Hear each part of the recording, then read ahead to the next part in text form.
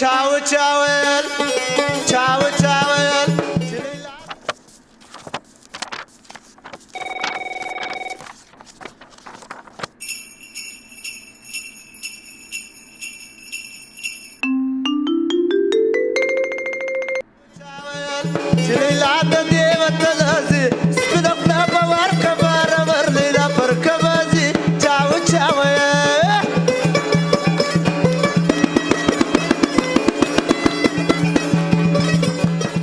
اینجا چی گپ است؟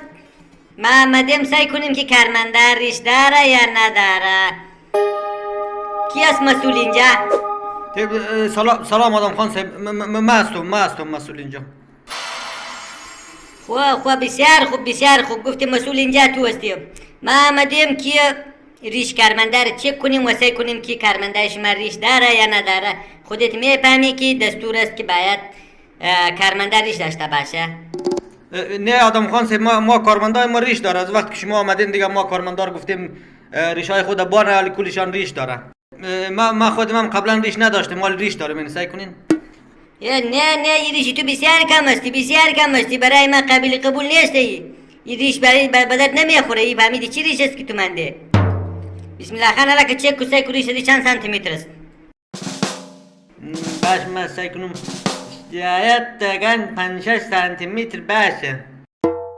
5-6 سانتی متر؟ خوی باید 15 سانتی متر باشه. بسیار کم است. یک هفته برای تو وقت میدیم فهمیدی که 15 سانتی متر پورا کنی. ریشی که 15 سانتی نبوده که دفعه بعدی آمدیم باز خوب نمیشه.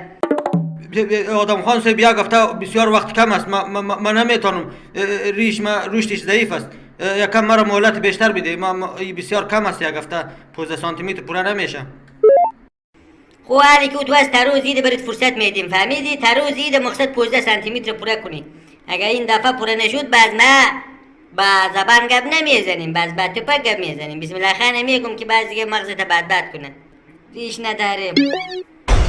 خوب باش اینجا سعی کنیم که اینجا چی گپ است. طرف ما سعی کو باشه که ما ریش چک کنم.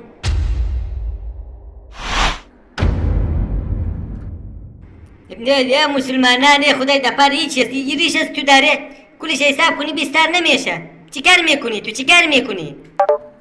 آدم خان صاحب ما چیکار کنم؟ از بهتر نشد. ما زیاد کوشش کردم. ما پشت مامای خود رفتم. مامای من ریش نداشت.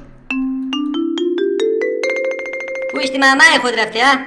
ما کار نداریم که پشت مامای رفته که پشت هر رفته. ما ریش میخوایم. ریش میفهمی؟ ریش برای ما مهم است.